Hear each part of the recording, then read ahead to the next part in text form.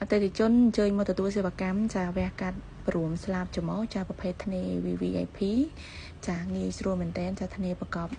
វះកាត់ហើយមើលអត់ឃើញចេះនៅខាងក្រៅទេបងប្អូនចាវះកាត់ហើយគឺគេមើលអត់ដឹងទេ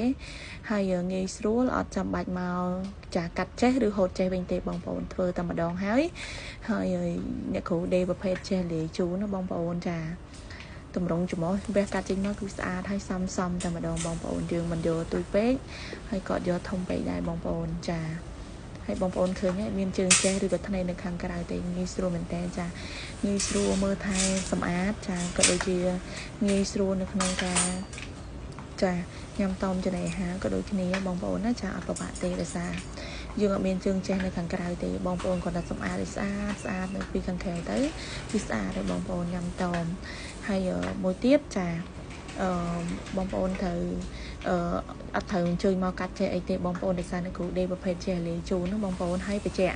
ពេលកាត់ស្លាប់ច្រមុះគឺប្រសិទ្ធភាព